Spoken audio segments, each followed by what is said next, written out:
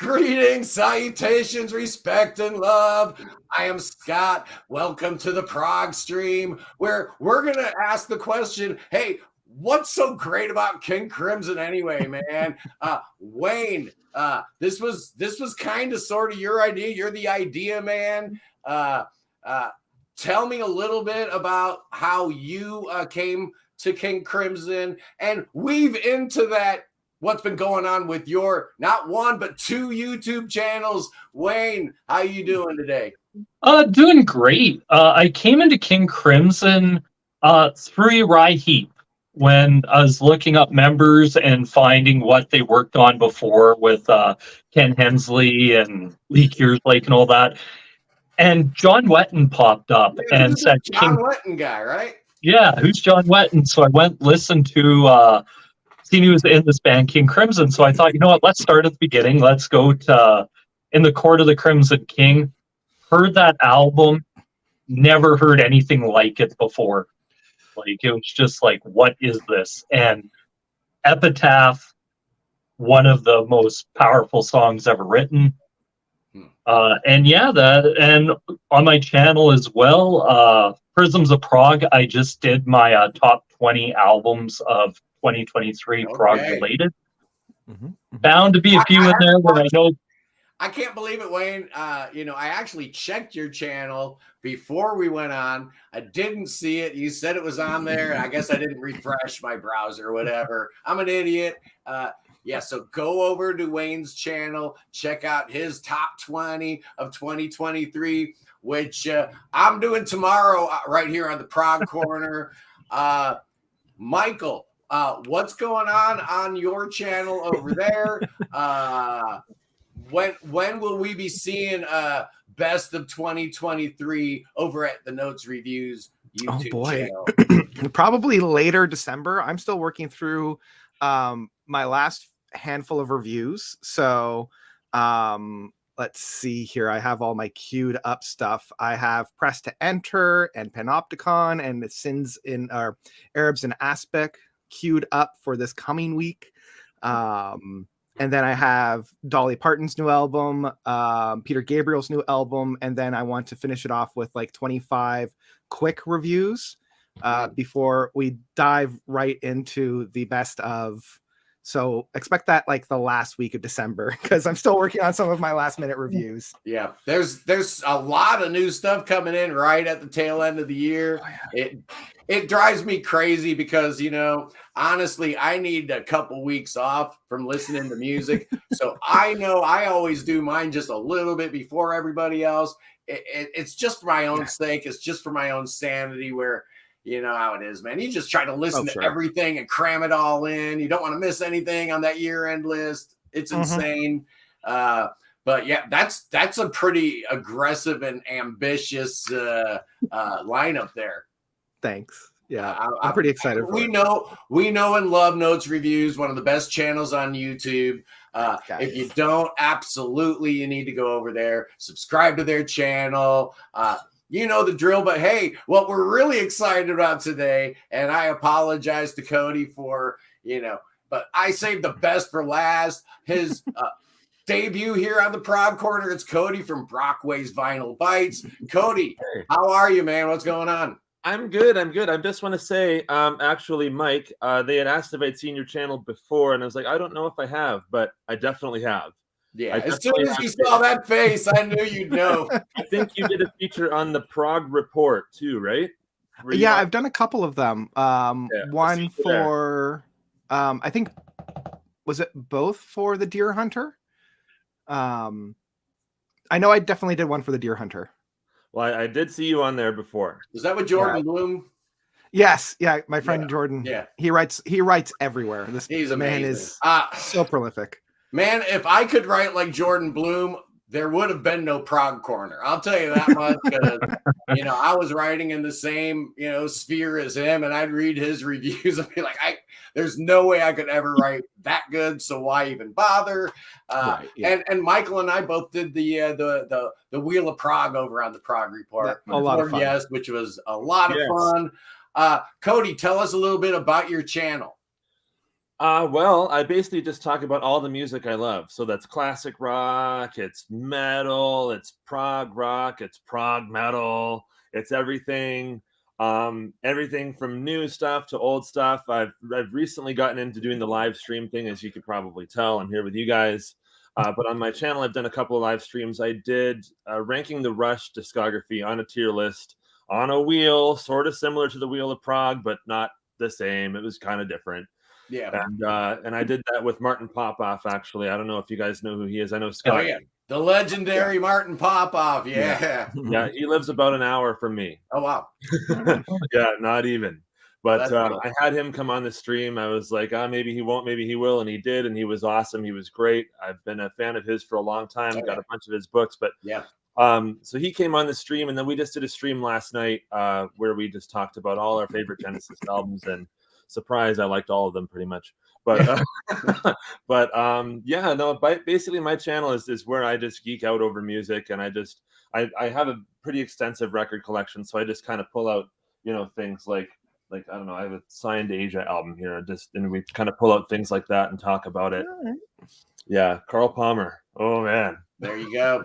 I also have a drum channel. I have a drum channel too. It's called Cody Brockway Drums, and that's where I do my drum covers like La Via Strangiato, and I did Panic Attack and Dance of Eternity and all Dream Theater stuff, right? But Brockway's Vinyl Bites, yeah, it's my vinyl page. It's growing. We're at almost 400 subscribers now. Awesome. We're doing pretty good, and that's where I just get all of my friends. Hopefully, you guys will join me there one day too.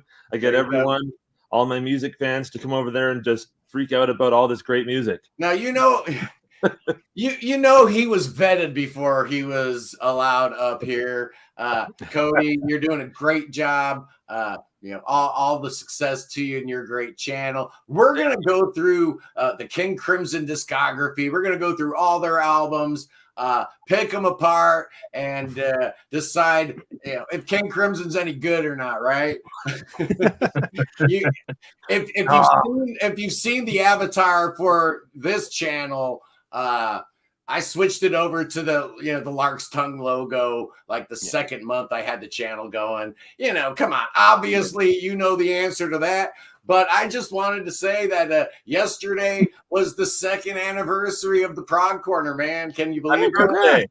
Congrats. Anniversary, and let's look at these numbers, man. 670,000 views. So we'll hit 1 million next year. That's pretty awesome. Oh, absolutely. With 61,000 view hours. I mean, that's the one that kind of blows me away.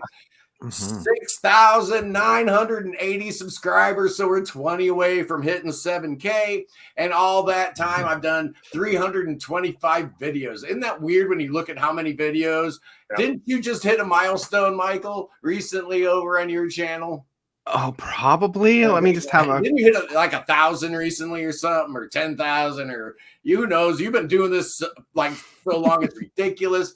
But here we are.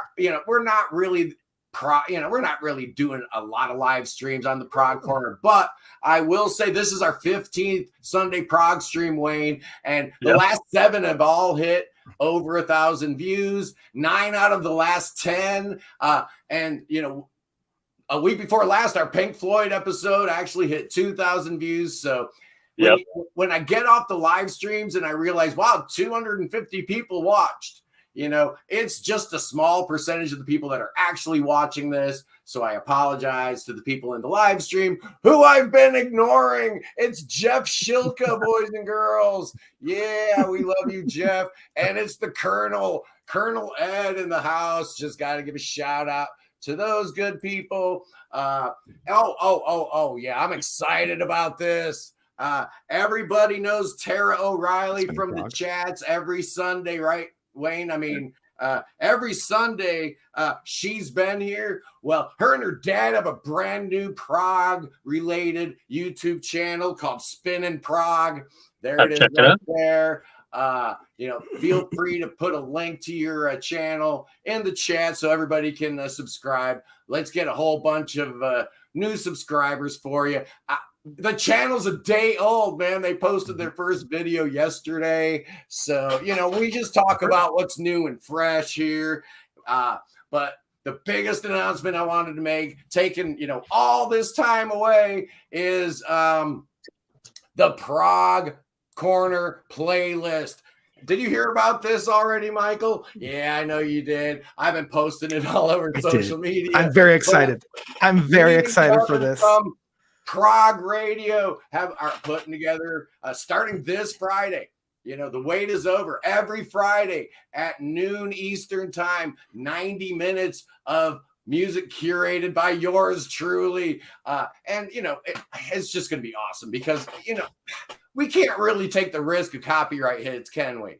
I mean, I live in constant fear of it. So that's why I don't even play like little snippets of, fair use. I don't care. I've never felt like that was really my job to play music. So this is a perfect marriage. I'm so excited. I think this first one Friday is going to be all stuff from my top 25, which is going to be tomorrow. We're announcing that. And then Friday on Prog Radio, it's the Prog Corner playlist. Oh, that's going to be really exciting. I'm excited about that, Wayne. And then Wayne and I were brainstorming about the next couple weeks. Yeah, today it's all about King Crimson, and we're going to start with that in about 30 seconds. Hang in there. What are we doing next week, Wayne? It's great going from King Crimson to the American King Crimson and Mr. Frank Zappa. We're doing our favorite Zappa songs next Sunday. Our 10 favorite Zappa tracks. Yeah. And this is going to be so much fun because you have almost an infinite amount of material from which to choose. And we're only going to do 10 each. It's going to be awesome. I am so excited. Can I join you for that? Oh, Cody's already locked in. Okay. There. Yeah. Yeah, you'll love it. It's a way of life. Are you a fan, Cody? What's that, Scott? Are you a fan of Mr. Frank Zappa? I've gone as far as driving to London, Ontario to actually meet his son and watch him perform the entire Hot Rats record. I've got probably 60 Frank Zappa CDs, maybe 70. Yeah. So you don't know nothing about him, in other words. Oh, yeah. Oh, that is great. Awesome. Okay, Wayne, lock him in for Zappa. And then, Christmas Eve, Sunday, December 24th.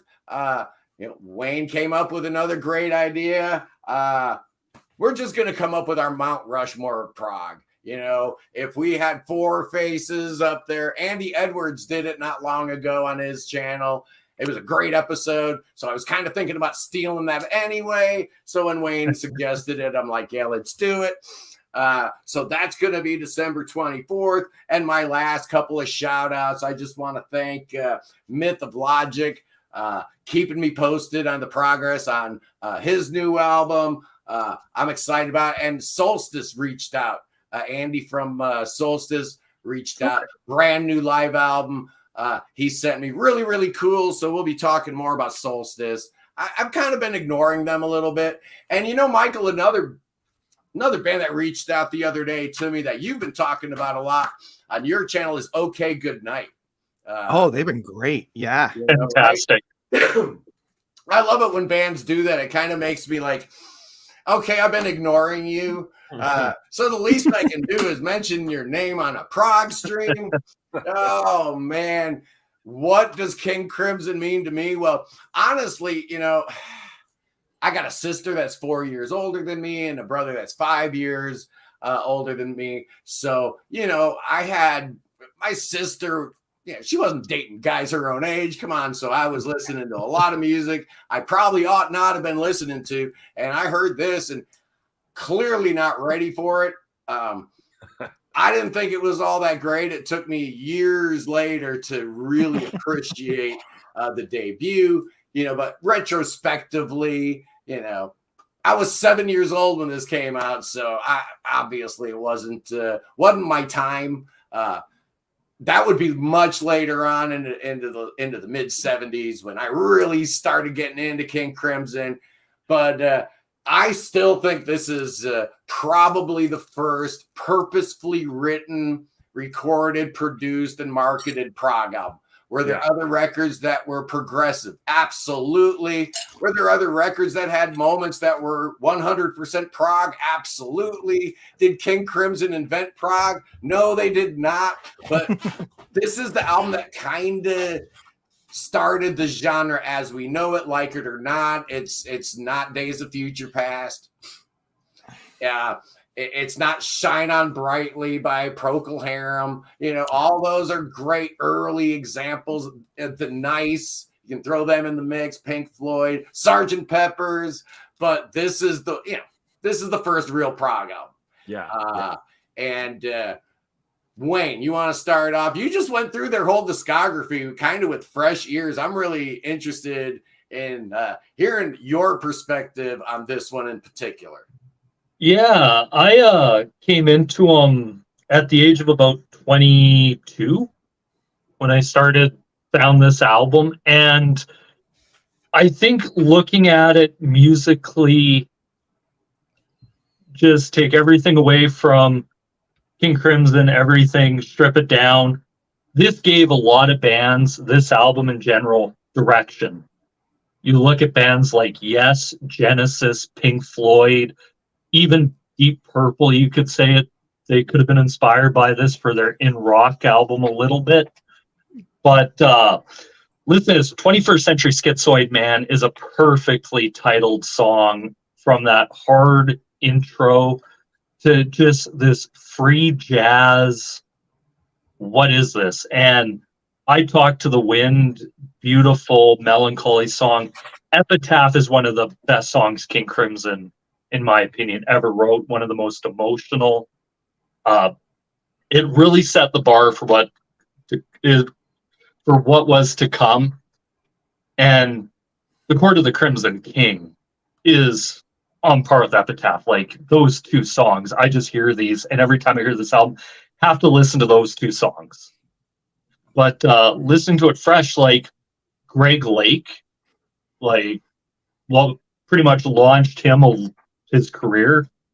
And yeah, but the great album, Fresh Years, I love it. It's up there with one of the best. I don't think it's King Crimson's best album. No. But it's up there.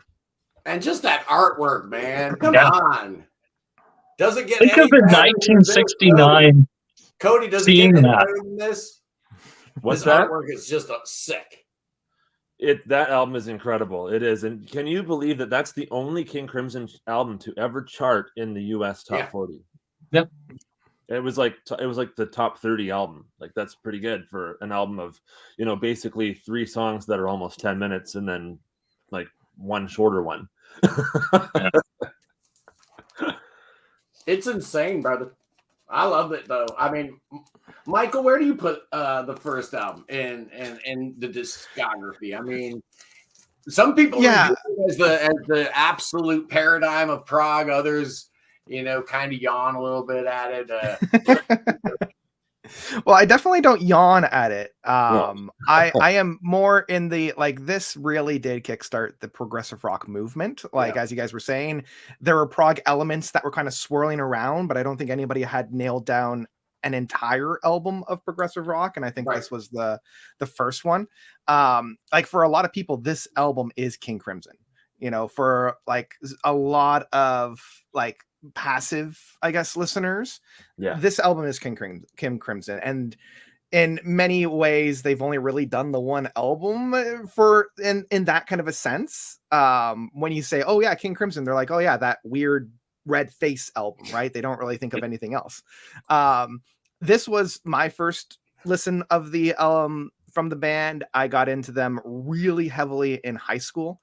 And it's interesting because when I was first listening to this, I didn't like the first track. I didn't like 21st Century Schizoid Man. And I only would listen to Epitaph going forward. Like, and I loved Moonchild, even though it gets so weird in the midpoint. Like, I loved that. And the title track is one of the best tracks ever written. So I keep going back and forth whether I like this one as my favorite King Crimson album. I think it might be. I know when I did the whole King Crimson worst to best years and years and years ago. I think this was I watched that number a while back. Um, I can't remember. yeah. Yeah. And it's like, ask me on any day, and my favorite King Crimson album will be different, but like more often than not, it is this album, because I think what they did with this album was so groundbreaking, revolutionary,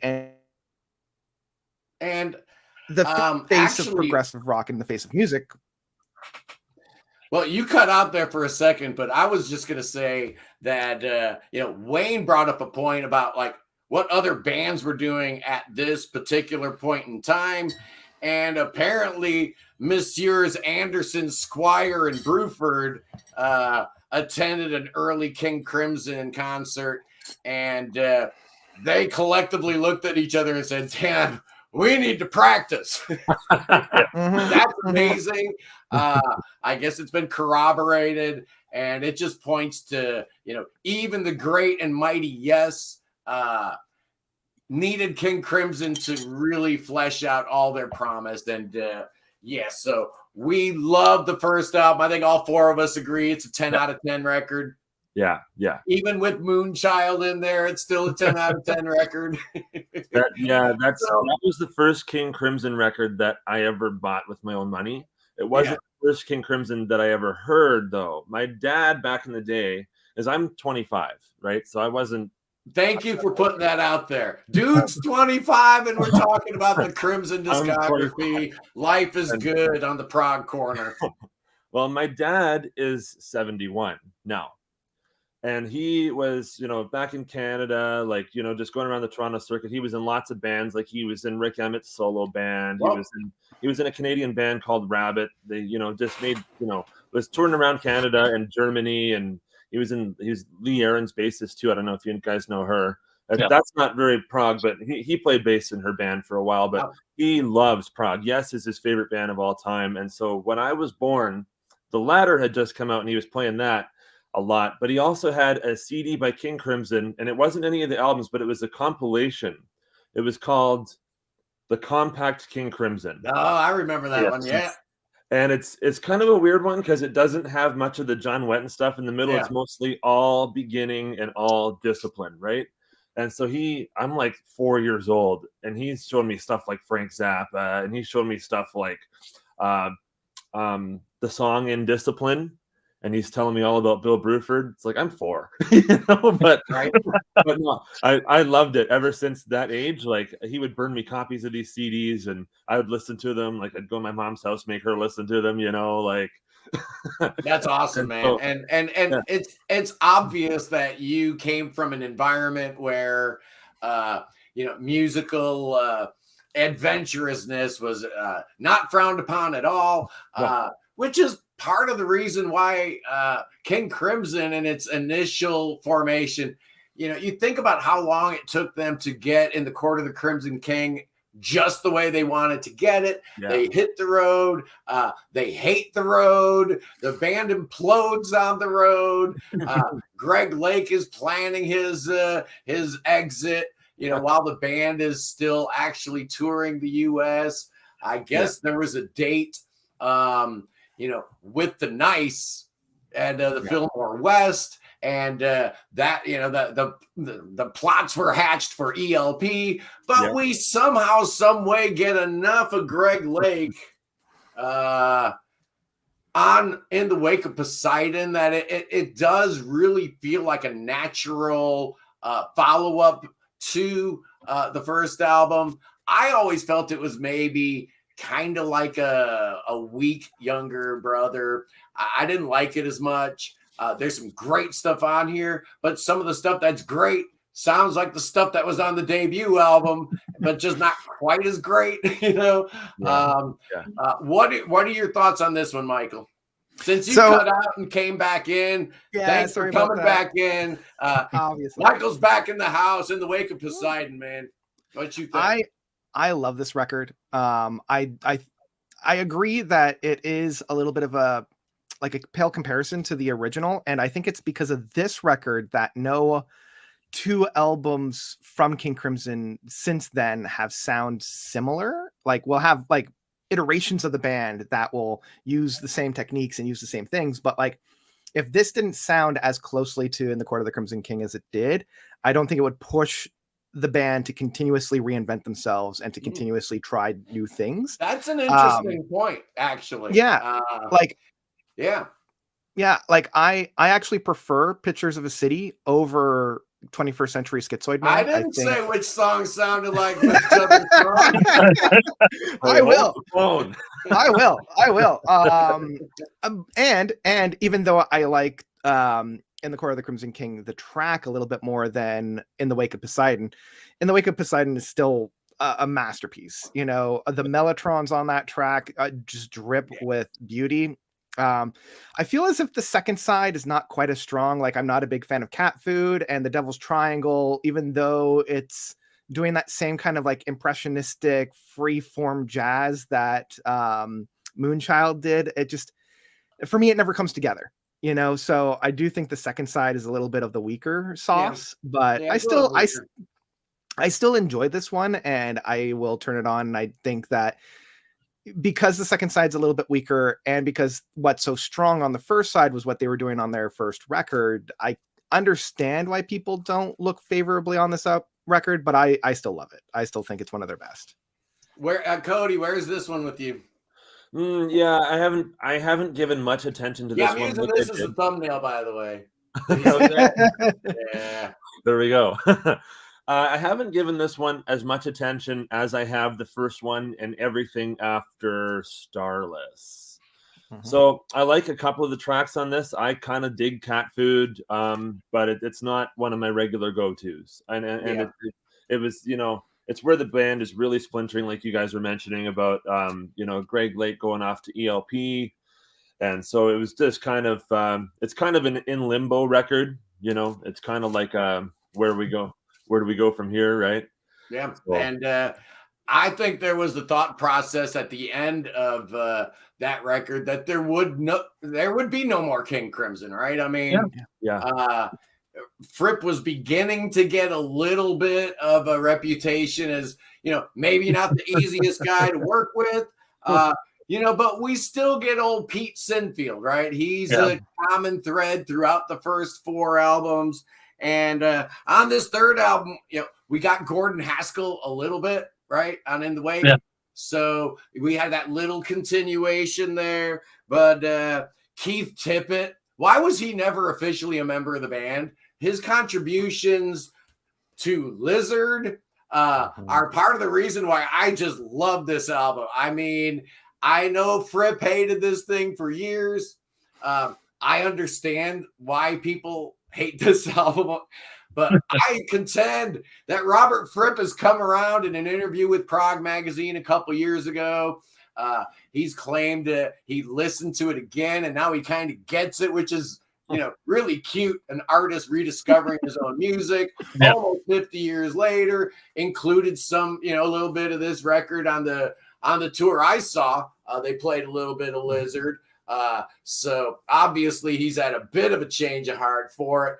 It's a weird one. It doesn't sound like anything else in their discography. And to be honest, it doesn't sound like anything else ever recorded. Name another album that sounds like Lizard. You can't. No. And it's got John Anderson. What else do you want? I love Lizard. It's amazing. That's all you need, Scott. Just throw John Anderson on it. That's it, man. John's on it. I love it. Yeah, absolutely. Cody, what do you think of Lizard? Again, it's kind of, I mean, I haven't given it as much attention as I have albums like Discipline and Larks, Tongues, and Aspic, but the John Anderson thing is a real selling point, especially to someone like me who's a diehard Yes fan.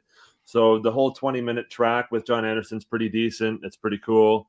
But I personally feel that they would get better in the album after the next one.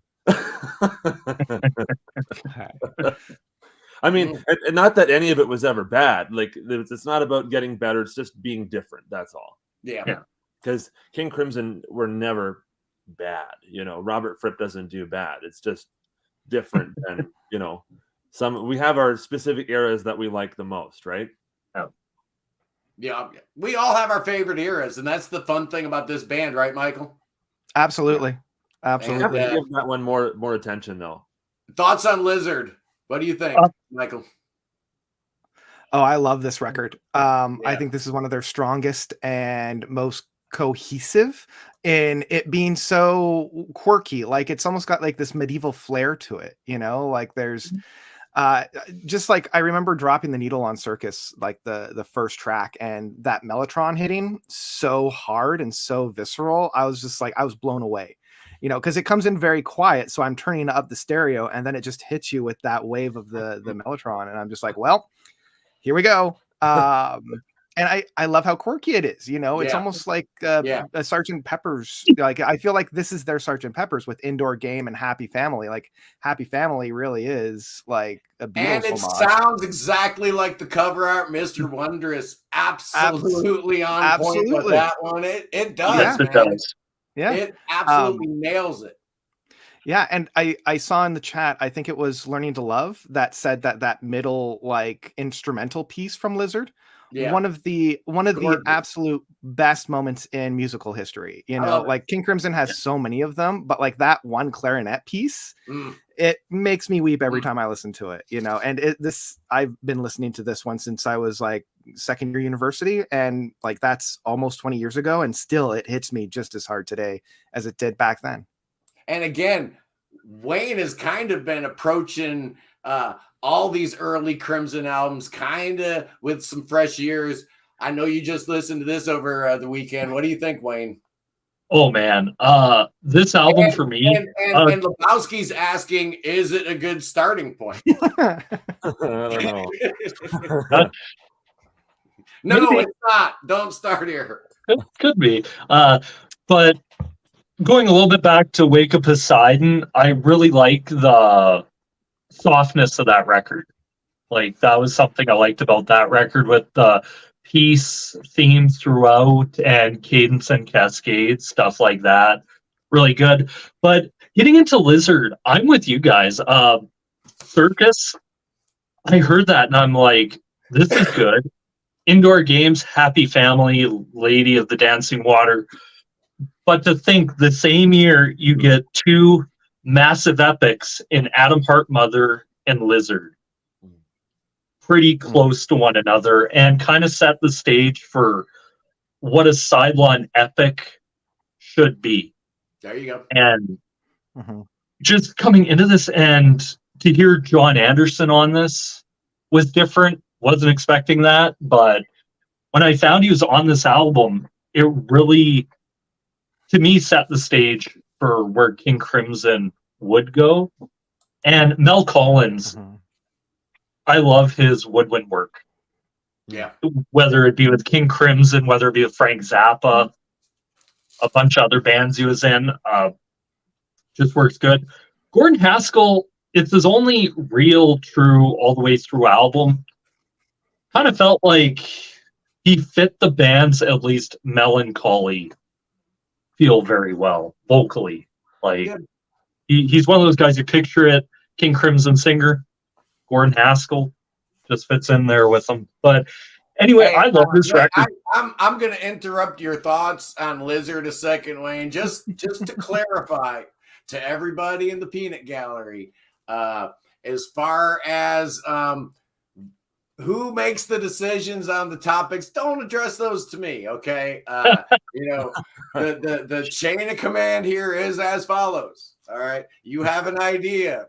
You let Wayne know, and then Wayne can then claim it as his own when he and I talk off camera about what our next week's episode should be about. That's the way that works. But no, I hear you loud and clear. Obviously, the best thing that we ever decided to do on these Sunday prog streams was just focus on one artist, either their best songs or their best albums or their best whatever, you know, their best haircut. It doesn't matter as long as we're laser focused. People watch. Look at those numbers in the live stream, ladies and gentlemen. Absolutely. Cody, did you have any thoughts on Lizard, or did you already chime in on that? Well, there's something I want to chime in because he mentioned Mel Collins. Yeah. I recently learned through one of the many prog groups that I'm in on Facebook. Someone took a picture of the back of the Milli Vanilli record, and Mel Collins is credited on the saxophone, I believe, on that record. That's so awesome. Hey, we got some heavy hitters in the peanut gallery. None bigger than Kyle from All Media Reviews. Kyle, good to see you. He just reviewed the new Giant Sky. If ever there was a band that I need to talk to about not releasing a new album in December, you did it to me in 2021 with your first album. You're doing it to me again this year. You're giving me a migraine.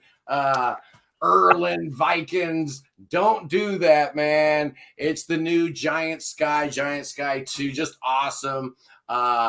We've got Peter Jones in the chat. We've got a great Mark Anthony K. Project Gemini is in the chat. So, thank you all for being here. We're talking King Crimson, and now we are up to album number 4, fourth straight album with a different lineup. By this point in time, if you were a King Crimson fan, you probably were getting whiplash. You didn't know what was going on, who was in the band, who wasn't in the band.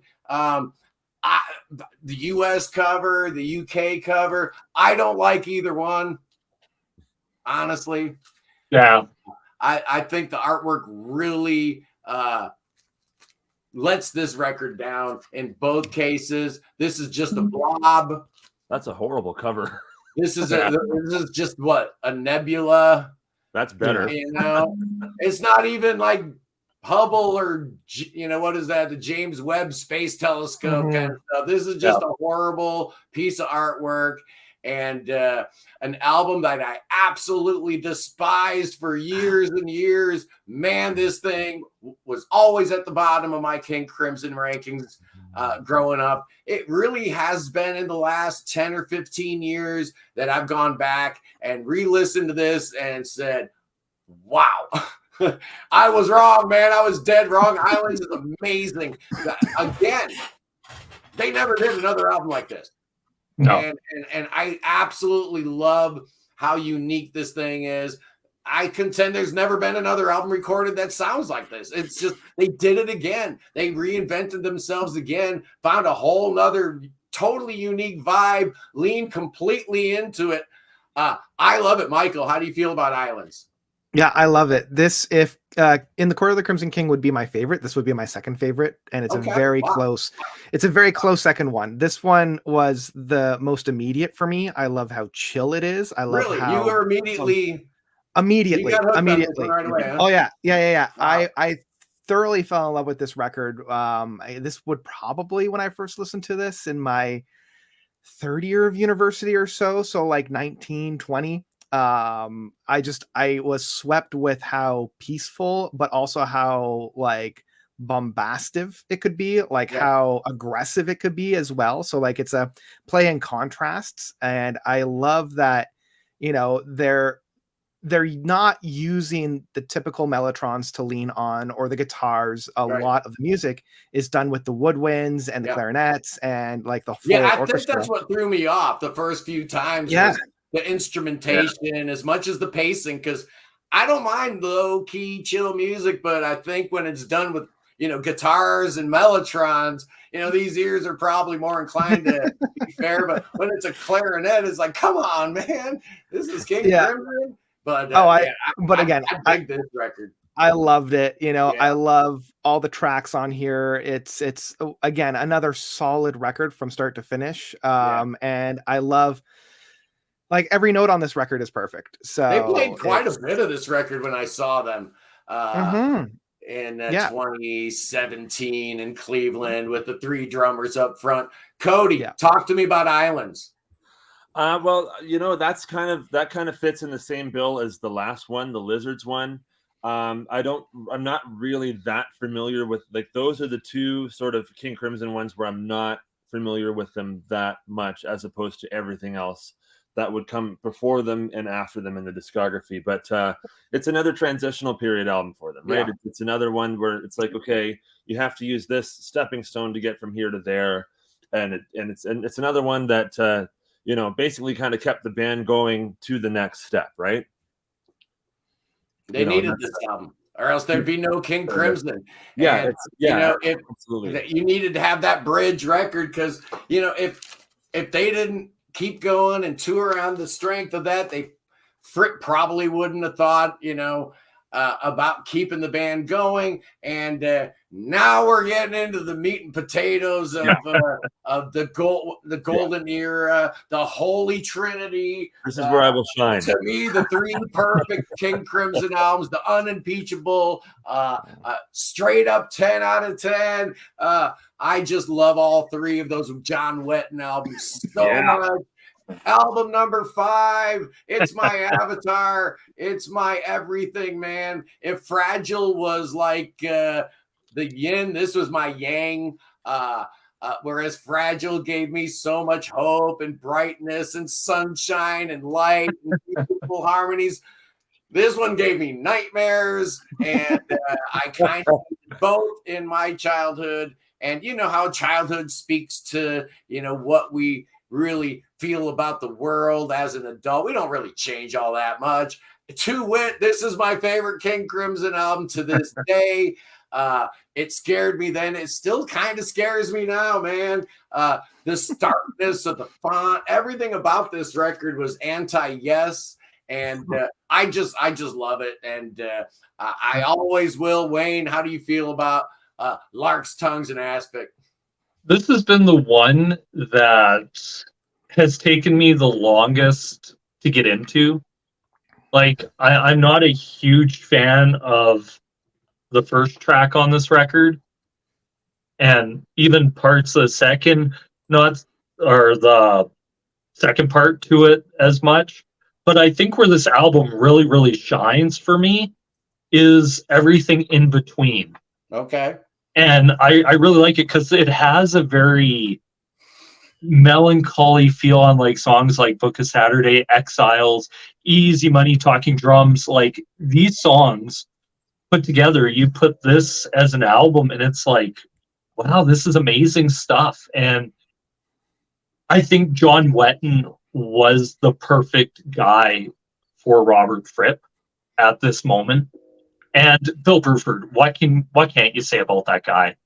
Fantastic drummer. I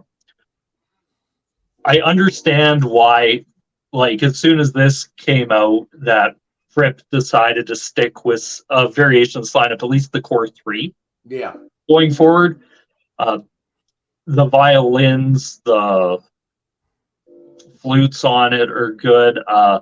I've always loved their drumming and their extra percussion they add into stuff. I always found that very weird. The extra percussion on Larks is I love all three of the Wetton albums, but honestly, that's to me the Jamie Muir stuff is just so bonkers and so weird and wild. I love it. A 9.5 out of 10 says prog and stuff. Okay, everybody's got a different thought process on it. What is yours, Cody? Well, here we go. Yeah. Larks, I saw someone comment. What's that, Scott? Larks, Tongues. Let's hear it. So I saw someone comment saying that this was a 15 out of 10, and I'd actually say it's probably a 20 out of 10. I think this album is a total masterpiece. Yeah. I think the first time I ever heard this as a drummer, so I told you about my dad had the King Crimson CD when I was younger, but I really dug my feet into the prog genre as soon as I hit my teenage years, got into high school, started listening more to stuff like this than I had previously. And I came across this album, and I just remember I was driving in my car, and I put this album on for the first time, and I was totally blown away. I was like, I'm driving. I can't have my mind blown while I'm operating a vehicle like this, right? But it was just excellent. I'm sorry, I have to say I love every second of music on this, even that Larks, Tongues, and Aspic Part 1, that slow build, that big build up, and then the massive release, and then it goes into this quiet, beautiful Book of Saturday, and then Exiles, Easy Money, which is a great song. I think that's in 7. Think that's in 7, but that's a great song. It's got a great feel, great riff, everything. Talking drum, that's Bruford Haven, and then of course they come back with Larks, Tongues Part 2, which is some of the best rock drumming I've ever heard on a record ever. Yeah. So it's Now, Michael said his top 2 Crimson albums were the debut and Islands. So I'm so curious. There's no album in their discography probably more different than Islands than this one. How do you feel about Larks, Michael? I guess I'm the outlier on this. I had a feeling. This for me was a challenge. Yeah, this one's a challenge for me. This was the second album from King Crimson that I listened to, and I wasn't ready for it, and I still have a chance with it. Nobody was. I love that. I know. I love that first track, Larks Tongue and Aspic Part 1. That is one of the few songs from this album I will return to on a regular basis. I also really like Exile. And I like the fact that they play that fairly regularly in their live set. But this might be an unpopular opinion, but I feel as if Larks Tongue and Aspic Part 2 might be overplayed a little bit.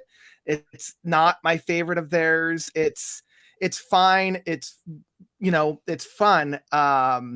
But I don't know, for this one, I appreciate the musicianship that's on here. Yeah. Mm-hmm. Yeah. The drumming style, I love how tight everybody playing together on it. And there's something Michael's cutting out again. Last time he did this, we lost him for a minute, but it got me thinking not my about favorite. Other. Apparently, that was the wrong thing to say because my internet. We know about your internet issues up there. I'd like to say it's better in Ohio than it is in the wily woods of Ontario, but that's probably not true because, I've heard that you get better cell phone coverage in Nigeria than you do in Ohio. I probably believe that.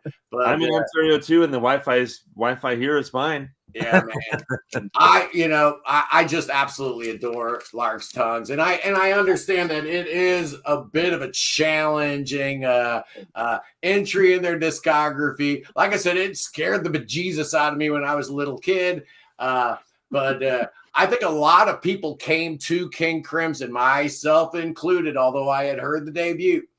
I came to King Crimson specifically because I went to a record store and I saw Bill Bruford's name on that back of that album, and I had to have it. And I think a lot of people came to King Crimson because of that fact. And everybody talks about Red, and rightly so, because Red is just a stone cold, lead pipe masterpiece. But there was this little record that came out in between the two that people always seem to forget about, man. Nope. It's Starless and Bible Black. And there are days where I will plumb for this as their absolute pinnacle. I love everything about this album. I love the fact that some of it is live, some of it's studio. This little kid never knew the difference, man. I just knew it was all amazing. Some of it's pre-written, some of it's improv. This little kid didn't know the difference, man. It was just all awesome. I love this thing. The carryover of the font from Larks Tongue, very smart, creating a little bit of symmetry there. You no longer have Jamie Muir in the band, but you still have David Cross, so you got that lovely violin. This thing's underrated, man. Yeah. I just love this thing. Cody, talk to me about Starless. Well, if you saw my my most recent videos on the channel, I actually opened up the box set for that album actually, and I've been listening to it. I've been listening to it lately, and it's a great album. It's The Great Deceiver, Fracture, and I got to give a shout out to Steven Wilson, I believe, who does the surround mixes for this. I've got an 11.2 surround sound system down here, and his surround sound mixes of all the King Crimson albums, but especially this one, are impeccable. Yeah. And it just the separation, and Bill Bruford being in the band full-fledged at this point, he was really that missing link that they were kind of looking for a long time. His drumming and the chemistry that he had with John Wetton and Robert Fripp is impeccable. Ian, the same exact thing happened to me on spell check the other day. I was putting a comment in on Sea of Tranquility, SABB, all in upper caps, and I didn't pay attention. It came across as Sabbath. We know what you're talking about, man. Sabbath too. Black Sabbath is another great band. Awesome band. But the King Crimson album, Starless and Bible Black, it's that perfect bridge between Lark's Tongue and Red, and it's a masterpiece. It's not up, like, I don't rate it probably as high as Lark's Tongue or Red, but it's still great. It's a great album. Yeah. Michael, where does this one sit after Lark's Tongues? Yeah, I was gonna say, I think that, I said the wrong things and the internet fairies must have heard, and so they cut me out. Yeah, I think so, man. Robert Fripp runs the internet. I don't know if you know that. Absolutely. Yeah. So I know I'm in a very weird camp with this record because I actually enjoy this one over Lark's Tongue. I thoroughly love the second half of this, the title track, Starless and Bible Black and Fractured, or Fracture. I love how organic it feels, how like improv it feels, and I love the subsequent tour that they would go on, and like most of the stuff would just be improv. I love the Night Watch. I love some of those tighter, more traditional tracks like Lament and The Great Deceiver. I come back to this one more often than I do with Lark's Tongue, and I love it. I always felt like Fracture was what Danny Elfman was trying to capture with Oingo Boingo and all of his soundtracks. Like, you can hear the Simpsons. You can hear the Simpsons theme on Fracture. I do. That's weird. Yeah. Wayne, what do you think about Starless and Bible Black, man? I'm kind of with Michael on this, that I'm not a huge fan of Lark's Tongue and Aspic, but I love this record. I was sitting in the forklift just driving around listening to it, and as soon as it comes on with The Great Deceiver, and even going into the second half of the album with Starless, Bible Black, and Fracture, which I always found it weird on Red, how Starless ended there and not on this album, but I digress. But from the moment it comes on to the moment it ends, you can't keep your ears off of it. Like, there's always something really interesting going on. Yeah. Whether it be Fripp's Mellotron guitar, whether it be Wettin on bass, or even just Bruford's drumming. And I think what gives, for me, sort of sets over the top is the use of the violin on here by David Cross. Absolutely. Where it really makes me pay attention to where is that guitar or is that violin at the time. Ian's talking about the girl on YouTube who covers Fracture. Yeah, I've seen it. There was also this dude who had this whole series of videos talking about how it took him 22 years to learn Fracture, and just amazing. Robert Fripp has come out publicly to say it is actually 11 notes per second, not 12 notes per second. He doesn't want to come across as boastful. He's like, I'm not that fast. It's only 11 notes per second. And that's what we love about Robert Fripp, is his humility and his absolute lack of any ego whatsoever.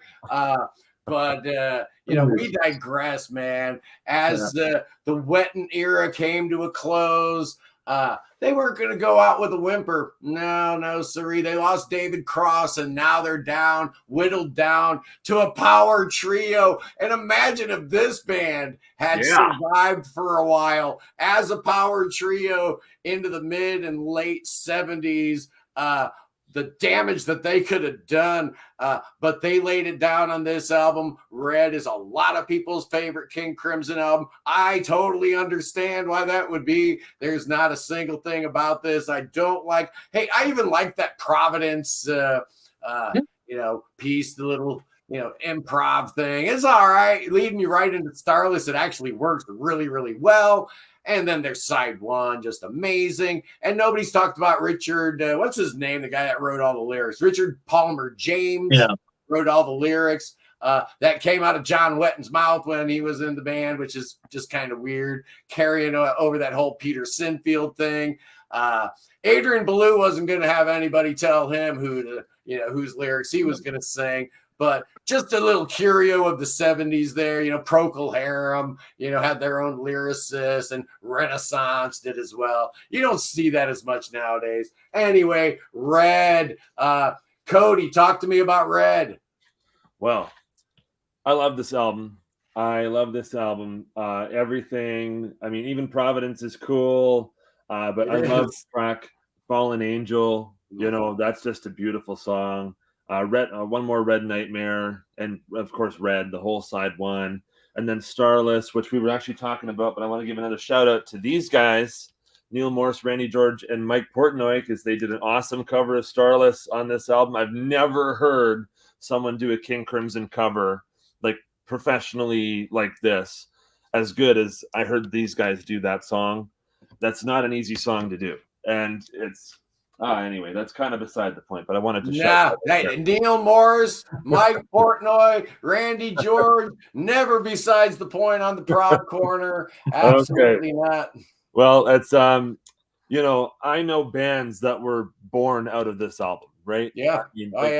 Bands like we were talking about Tool. I'm a huge Tool fan, and but they all cite Bill Bruford and Robert Fripp as being the main reasons why they even started as a band, typically, right? And this album is just, even to me, it's so heavy. Like, I love metal too, and this is just it's so heavy, but it's so beautiful, and it's so quiet, and it's so loud, it's so aggressive, it's just so everything.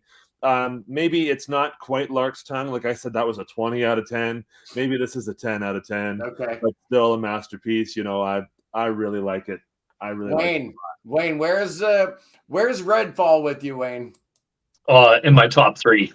Okay. Yeah. I absolutely love this record. I was talking to you this week, listening to Red, and you hear at times Sweet Dreams by the Eurythmics in the mix a little bit. And I'm like, that's really interesting. And going through like Fallen Angel, One More Red Nightmare, Providence, Starless to me is, in my opinion, when you're talking about like songs you introduce people to prog to, Starless has to be in there. It's an absolute masterpiece. Probably my favorite King Crimson song. But start to finish, and to even think, like, I know Fripp at this point wanted to end King Crimson. Is it true, Scott, he offered it to Steve Hackett? There were rumors to that effect, yeah. Yeah, because that's like 2 completely different sounding. Yeah, I don't know how that would work. Love Yeah. Michael, what do you think of Red, the last of the Wettin' albums? You like Red? You hate Red? What do you think, Michael? Is this album any good? Rose?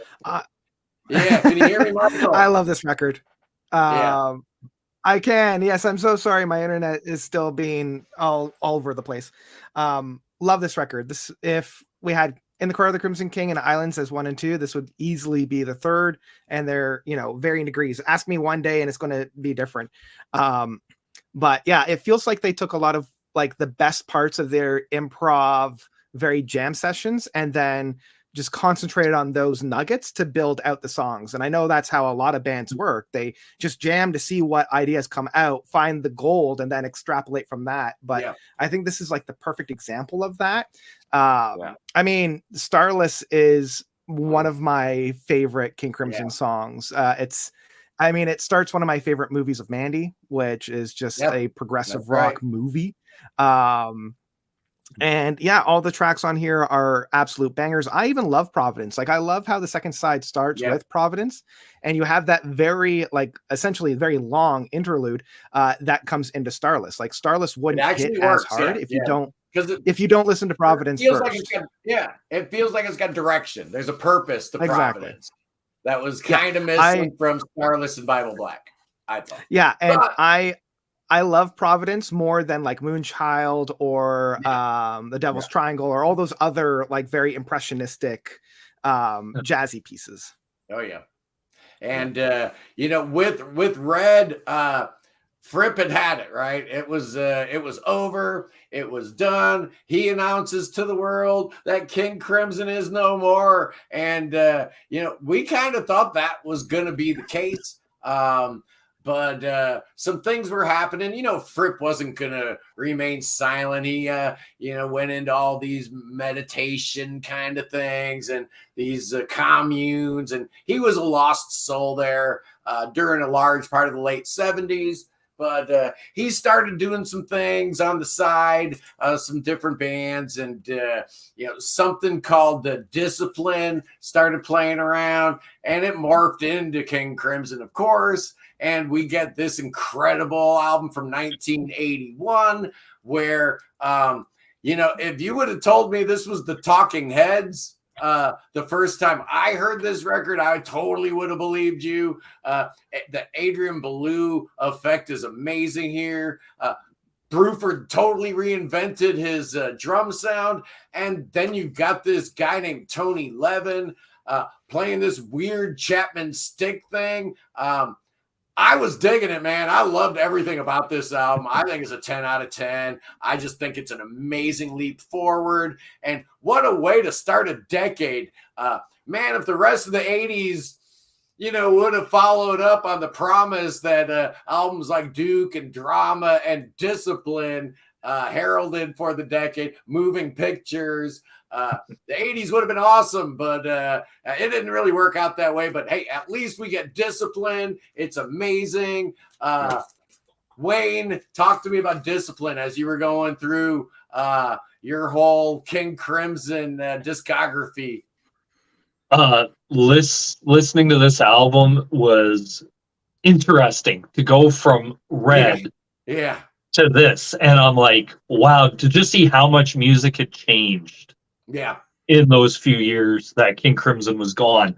I think Adrian Belew was the perfect guy to play with Robert Fripp in this band because of his work with Frank Zappa. Yeah. And he kind of knew what to expect. Tony Levin and Bill Bruford are, in my opinion, one of the greatest rhythm sections of all time. Like, you have the inventiveness of Tony Levin and Bill Bruford. They just love to play and just kind of that improv form. But the 80s had a structure to it. And this album finally brought, I think, to King Crimson structure and a way forward for them through the decade. And kind of a sound that they're like, okay, we can focus on this. Oh, that's a good album. That Exposure, that's a decent record. Yeah, and obviously Fripp, he didn't disappear off the face of the earth. No. He produced a trio of albums, which I think kind of go hand in hand. His own Exposure solo album, the second Peter Gabriel album, Scratch, and shockingly enough, Sacred Songs by Daryl Hall, which is a prog album through and through. But I digress. I love Exposure. What an amazing album. But yeah, somebody brought it up in the comments, and I had to agree with them. I gotta elaborate on that one. I'm sorry to jump in here, but you may jump in. Phil Collins actually plays drums on a couple tracks on Exposure. I mean, let's not forget that Peter Gabriel, Here Comes the Flood, but Phil Collins, my other favorite, he's on that Exposure record too. He's on like the punkiest track on there, I think. I can't remember what it was called, but he's on it. It's an awesome album. It is. But, Michael, we get into the 80s, and how do you feel about the change in sound? I mean, it's a completely different sounding band. Do you like this version of the band at all? I don't know if he likes it or not.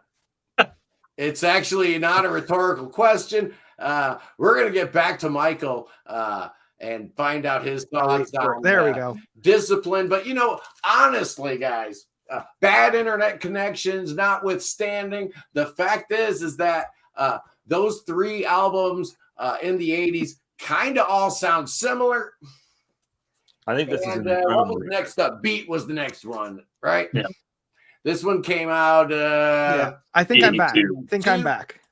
Yeah, all right. Well, we were going to segue from discipline into beat. So I want you to talk about both of these. Michael lied. They said they were back, but we'll get his thoughts when his internet connectivity is back up to snuff. And Cody, they came out with a record the next year that was very, very similar. In fact, I believe Bill Bruford thought this was better than Discipline. Yeah, I don't know if I agree with that, but I love Beat. I love Beat. I love the song Heartbeat. I know it was intended to be a radio single. I think it would have been a big hit. That would have been that's just a great song. And of course, that's got Neurotica. But I want to jump back and talk about this album a bit too, because absolutely, this to me is a 10 out of 10, maybe even 20 out of 10. It's one of my top 3 Crimson albums. I just think it's amazing. I love Adrian Belew. Now I know he came from the Talking Heads, and this is going to surprise you, but I'm not a big fan of that band, Talking Heads. I don't know. I mean, maybe I just haven't heard the right stuff, but I'm open to trying him out again. But I heard him with, I'm sure he's great. The stuff he did with the Talking Heads, because he's excellent, and all the stuff, the live albums he did with Frank Zappa were excellent. And then having him come on with King Crimson, just unbelievable. And to watch him live on stage, like those DVDs of all the shows that they did at this time, he had such an energy on stage, maybe an energy that King Crimson hadn't quite seen before. He was jumping around on stage, going crazy. And, I repeat myself when under stress. I repeat myself when under Just stress. Incredible. He's incredible. And to think that song was one of my earliest introductions to King Crimson from my dad. And that's a far cry from Moonchild. It is, and it's quite the leap. But I love the direction on this. I love even Phil Collins. Sorry, I love Bill Bruford's electronic drums on this, and the acoustic drums mixed with the electronic drums. Oh, just so great. Everything about it's great. Tony Levin, Bill Bruford, Robert Fripp, Adrian Belew. Some days this is my favorite King Crimson album. Yeah. Some days it's Michael, where do you jump in with that? Let's go straight from Discipline into Beat. Where do these 2 records fall into your your discography ranking of KC? So as I've made pretty public, I'm not a fan of the 80s of King Crimson. For me, these are their, like, I appreciate the musicianship. I appreciate the tightness. I appreciate, Adrian's coming in there from the Talking Heads and even from his solo stuff. But for me, it doesn't work. These are the 3 albums that I return to the least amount. Again, I appreciate the musicianship.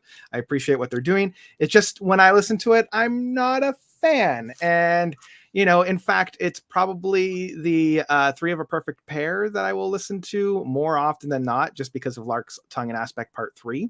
But yeah, the 80s stuff for me, Beat is my least favorite record of theirs. I think I've spun it. You mentioned it. Let's just jump right into 3 of a Perfect Pair, Michael. Yeah, of the 3, you think you actually reach for this one more than Discipline? I will, and I appreciate Discipline. There's a few tracks off of Discipline that I can enjoy-ish. I mean, I'm not a big fan of Elephant Talk, and I like Discipline and Indiscipline well enough, but I feel like, with a couple of years under the belt, with the lineup that they have, this one I think is like the most amount of music that I'll listen to from this time period, but even for that, it's a struggle for me. This is my least favorite period of the band, but I know some people love it. I agree with you, but I'm not a fan. In that, this is definitely a step up from Beat for me. When I did my King Crimson ranking, wow, that was almost 2 years ago, man. That was like the 5th or 6th video I ever did. I went back and watched that the other day, in preparation for this. I'm like, man, I was terrible at YouTube. I sucked so bad. It's not even funny, but that's a whole nother issue. I actually had Beat and Dead last. So yeah, this is definitely, for me, a step up from Beat. Wayne, what do you think? Going back to Beat, I think Beat is probably the most commercial sounding album King Crimson ever did. And going into 3 of a Perfect Pair was kind of interesting, where it feels like where Beat felt it had a direction, it Three of a Perfect Pair felt like an album kind of fighting itself. Of kind of what does it want to be? Does it want to be this new pop, or does it want to revert back to old King Crimson? And it, like Michael, Larks Tongue and Aspic Part 3, I really like on this. There's moments on songs I like, but as a whole, this is probably the album I'd probably come back to the least. Okay. Out of it. Yeah. Cody, what you think about the final installment of the 80s trio? I wish they hadn't broke up after it, actually, but it is probably my least favorite of the three, with this one being my number one. But it does have great moments, like you guys had mentioned, Larks Tongue Part 3, and I saw someone mention Sleepless in the comments here too. That's another great song. But yeah, it's not quite Discipline, but it's still good. It's still good. It's not as good as the next one we're about to talk to. Okay. I would 100% agree with you there, but just taking a brief detour. Everybody knows Adrian Belew's not my favorite singer that King Crimson ever had, but don't get me wrong, it's not that I don't like Adrian Belew, it's just that, come on, man, we're talking about Greg Lake. We're talking about John Wetton. It's tough, man. But I will go so far as to say that I just absolutely love the first two Bears albums. If you haven't checked it out, it's progressive pop. If you like XTC, Adrian Belew, I love his solo stuff. You mentioned that, Cody. You mentioned Talking Heads. I'm going to throw Tom Tom Club in there. He gets the co-write for Genius Love. How much money does Adrian Belew make because of that song, by the way? I wonder. But once again, King Crimson kind of goes silent for a little while. I want to jump in here. I'm sorry. No, please do. If you got something to say about any of those records. Yeah. Well, I think that Adrian Belew had a new record he's working on, and I think Danny Carey from Tool is playing drums on one of the tracks. And I wanted to say one more thing that I forgot to mention before. Absolutely. This will only be a minute. If you go on YouTube, when in '96, when Tool were recording, I know I mentioned Tool a bunch of times, but I know when they were recording the Anima record in '96, '95 there's a video where the guys are sitting in the studio, and Danny Carey pulls out the Discipline CD, and he's talking to the interviewer, and he's like, "You got to listen to this song," and he puts on the song Discipline, and you can hear where that whole band was hatched with that song. Yeah. With that song, and of course they took that and made it their own, obviously, but it's you can hear that's where the stem cell created, right? And then, of course, after the trilogy of albums, we're going to go into THRAK, right? Yeah, we are. And I'm just wondering, Cody, gun to your head, Bill Bruford or Danny Carey, who you got? Is there an option C? Yeah. That's a good answer, man. You fast forward, what is this, 2000? This came out? 95. Or 95. Oh, 95. That's right. The next one's 2000. So 95. Yeah, I was gonna skip a whole decade, man.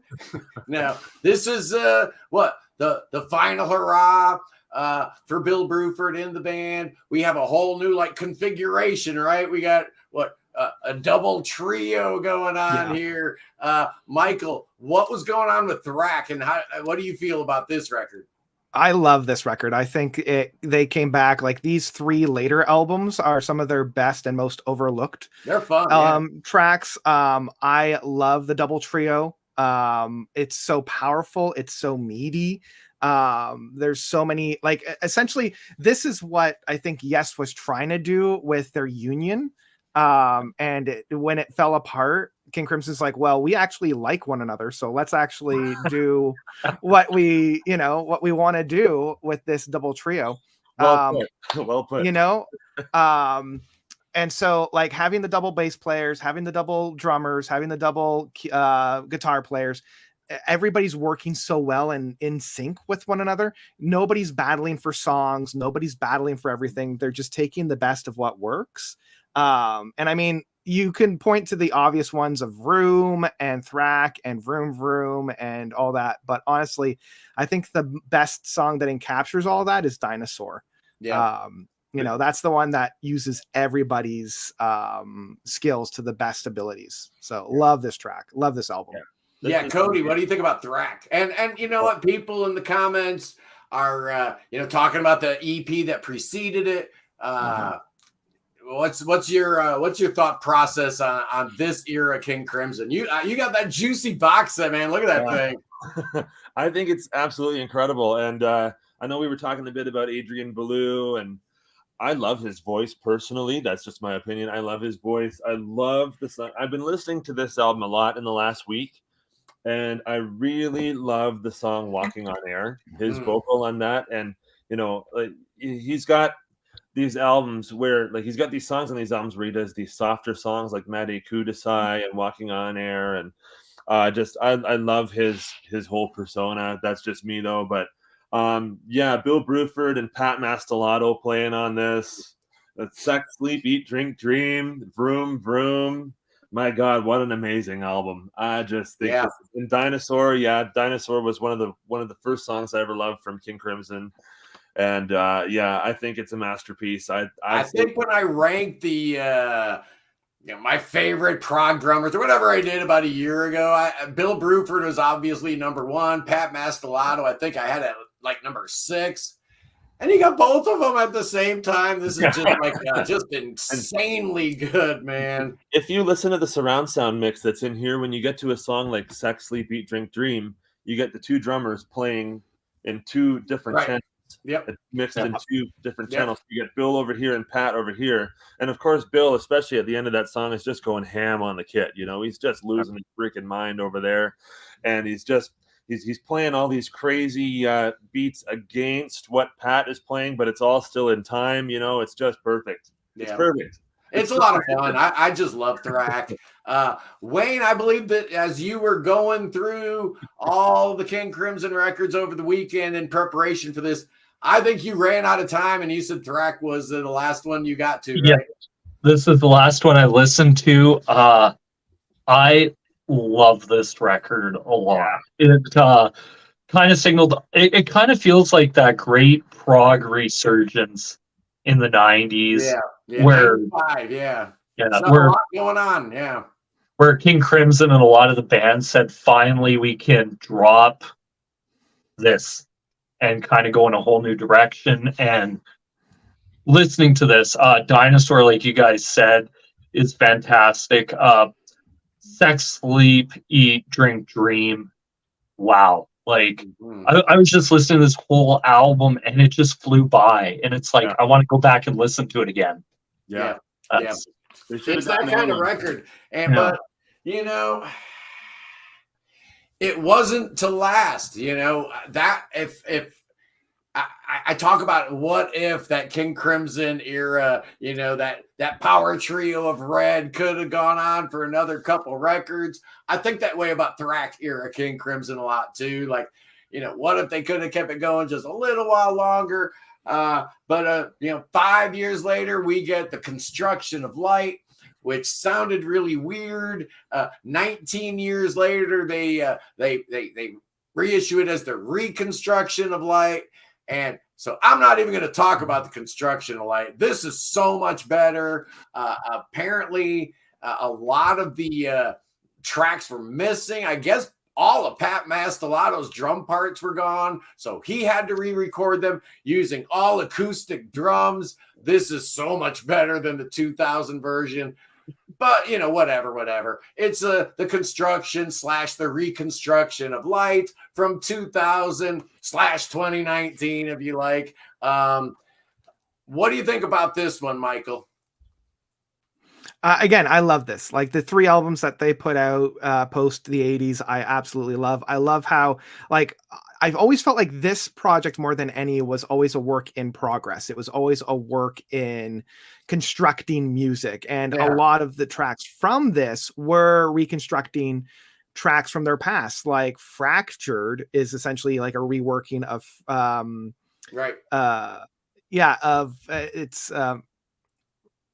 it's already gone from Fracture. Larks Tongue and Aspic Part 4 is probably my favorite of the Larks Tongue and Aspic suite. Wow. I love how they put like a period at the end of this track, and I love the singing that's at the end of it. It's one of the most realized tracks from the Larks Tongue suite. I love this. I love this album, and I love that the mythos of it is that it's always a work in progress. It's always a work that's being reevaluated. And so we saw that with the original, and we saw that with the reconstruction of Light. You know, so the first album without Bill Bruford since Islands, right? The first album without Tony Levin since Discipline. And yet it sounds a lot like a King Crimson album, doesn't it, Cody? You know what? This is kind of one where I'm not as knowledgeable about this as I was the Bill Bruford album. Okay, how about the final album? Because I know, Wayne and I talked, and I know he didn't really get a chance to listen to the last two. Did you get a chance to listen to The Power to Believe? You know what? There's one song on that I think stands among the best King Crimson songs. All right, well, let's talk about it, man. Let's go for it. Hold on. I want to mention Larks, Tongues, and Aspic Part 4 is a great piece of music. It is. I love that track. And I was lucky enough actually to see them play that in concert in 2019 with the 3-drummer lineup. So it was really cool. Nice. Yeah. But on this next album, The Power to Believe. When did this come out? 2003? Yeah. Okay. That has a song on it called Happy with What You Have to Be Happy With. Yeah. Yep. Oh my God. That's a metal track if I ever heard one, man. That song to me, even if the rest of the album sucked, which it doesn't, but that song to me is just so good. Okay, that song, that's a 10 out of 10 song, and so that's enough to put that album up into the stratosphere because that song is just great. That's the song I love the most of modern day King Crimson. Now we need a new album from them. So yeah, we do. Not going to happen though, is it? I don't see it happening. No, Michael, The Power to Believe. I know you're on record that you really, really like those last 3 King Crimson albums. How do you rank this one in terms of those 3 as a swan song, I guess? Yeah, it's Sophie's choice. Like any day they could be the best, but for me, Power to Believe has a special point in my heart because like I remember picking this one up from the record store, and like for the longest time it was in the Court of the Crimson King, Islands, Red, and this album. Like those were and Larks Tongue. Like those were the 5 King Crimson albums that I owned. So this one was the strangest. I loved it. I love that level 5 is essentially the unofficial fifth part of the Larks Tongue suite, because that's what it was originally supposed to be. Right. Happy with What You Have to Be Happy With is one of the few songs that I have introduced people to King Crimson and they love it. I have a friend that only really listens to like pop music and the radio, and she loves this track. She'll play it all the time. That's a great song. But honestly, like I think the one that I love the most is Dangerous Curves, where it's just like this massive build throughout the whole thing. And I love how much it built. It reminds me of like Shadow of the Hierophant, where it just builds upon itself and builds upon itself and builds upon itself. I love Power to Believe, and I'm so glad that it's getting like the cult love that I think it deserves. That's a good album. Absolutely deserves it. And to Zeb in the Peanut Gallery, he wants to know if we're going to do the live albums next. And come on, man. Let's be honest. Nobody knows how to milk his fan base quite as effectively and as completely as Mr. Robert Fripp. Man, with all the live recordings and the archival recordings and the box sets, you could find yourself a very, very poor man following King Crimson. And, if you talk about during the golden age of prog, I think King Crimson suffered a little bit in that neither USA nor Earthbound were particularly great albums. I like them personally, but I could see how, it would never be an album you would introduce somebody to the band with. It's like just not those kind of records. I think that might have hurt them a little bit, but Fripp never cared about that kind of thing anyway. And King Crimson was never built on that kind of an ethos. To wit, like Cody said, only one of their 13 albums even hit the Billboard album charts. And that was the first one in '69, man.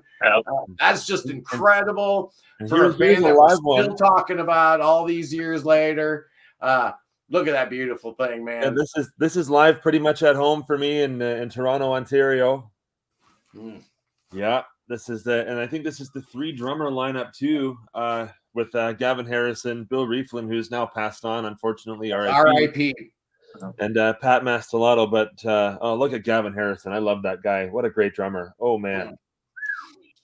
Yeah, it's pretty rough when you got Gavin Harrison and Pat Mastelotto on the same stage. It's a rough one, but just amazing, that 3-drum lineup. And apparently King Crimson is no more. They announced it after that last day. What was it, like 4 years ago in Tokyo? That Robert said they'd played their final note. And the documentary making the rounds. I'm getting a lot of attention, by the way. I mean, way beyond just normal people that like prog music or, being exposed to this weird band called King Crimson. It's great for our genre. But we would love nothing better than just one more album, man. Oh, yeah. Just bring the guys back together. Jocko deserves to be on a King Crimson album. Scarcity Miracles is awesome, but it's not a King Crimson album because you didn't call it a King Crimson album. He deserves to be on one. Just such a great band. One of my favorite bands of all time. This was a lot of fun sitting around talking about the great and mighty King Crimson with such a distinguished panel here today. I can't believe we actually wrapped it up in 90 minutes, but that's the difference between a band with 13 albums and a band with 23 albums, right, Wayne? Oh, yeah. Also with Robert Fripp, you're probably more likely to get an album of him and his wife before you are in Crimson. So there's that. But this band makes me want to check them out more, dig deeper. I love doing these because I feel like I'm getting a crash course in progressive rock and all these different bands, and really have found a lot of stuff that I really enjoy listening to, and that's great to have you guys here to fill me in on some of the gaps. Well, that's why we love having you, Wayne. Not only are you the guy with all the good ideas these days, but no, it is fun to have just your perspective on things. Because let's face it, crusty old me, I've been hearing these songs for like 50 years and whatnot, and Michael's older than they look over there. I know a lot of this, stuff that we talk about on the channel. Nothing new to them. So Wayne, before we go around the table, what's going on? What do you got planned this week on your channels? Not much. Just going to be doing a bunch of reactions to a bunch of lists. I put up a ton of polls. I got behind, had life get in my way this week, so I have to catch up on all those.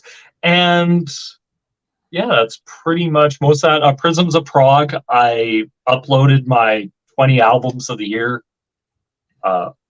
Hopefully next year, I've been discussing with you, Scott, of a different way to do it. But also I will not take credit for King Crimson. I read the comments and a bunch of people were suggesting a King Crimson stream. In the new year, we'll discuss the Gentle Giant one. There you go. Yeah, there you go. There you go. Up next, right? Cody, tell the peeps about Brockway's Vinyl Bites and what you got cooking here on your YouTube channel.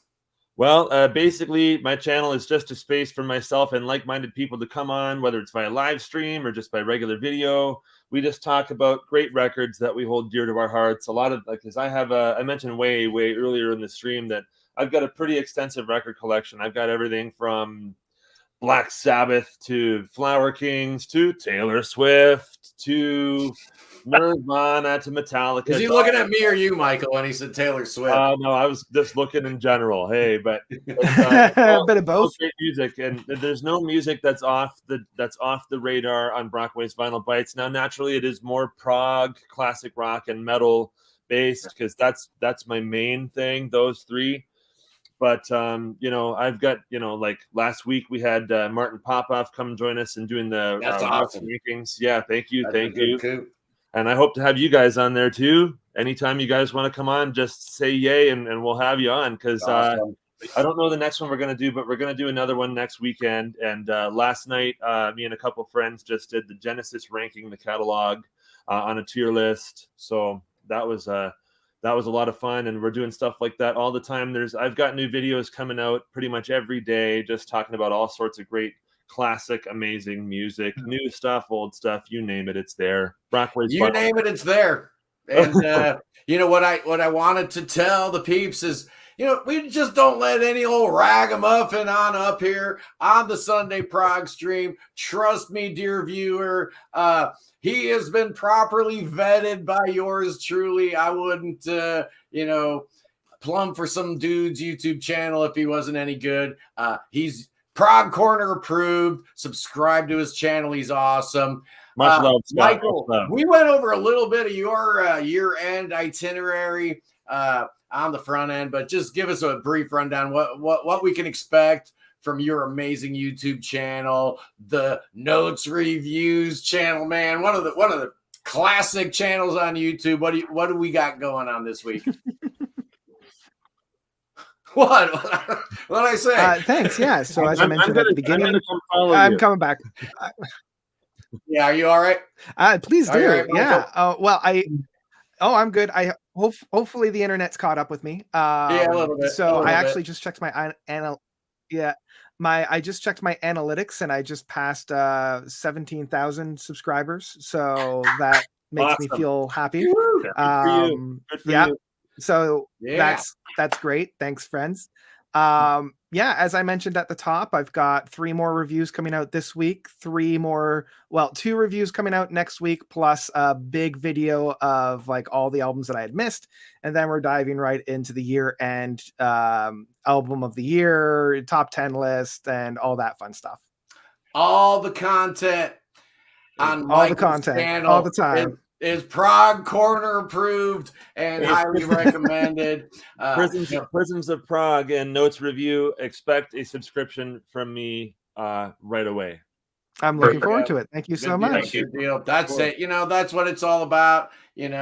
As long as we're just talking about the music that we love, it doesn't even really matter. But the reality is that the best music ever written is prog rock, so why wouldn't you be talking about prog rock? Just like at Spin in Prague, the brand new YouTube channel just started yesterday. Definitely subscribe to them. We're all about spreading love to people. Prog Radio starting this Friday, man, and every Friday at noon Eastern time, it's the Prog Corner playlist. All the music that I talk about on the Prog Corner all week on the YouTube channel, but I'm not allowed to play because of those copyright strikes. Not going to happen. You know who can play all those songs, boys and girls? It's Kevin over at Prog Radio. So every Friday at noon Eastern, 90 minutes of Prog Corner approved music. It's going to be awesome. Thank you, Kevin, for making that happen.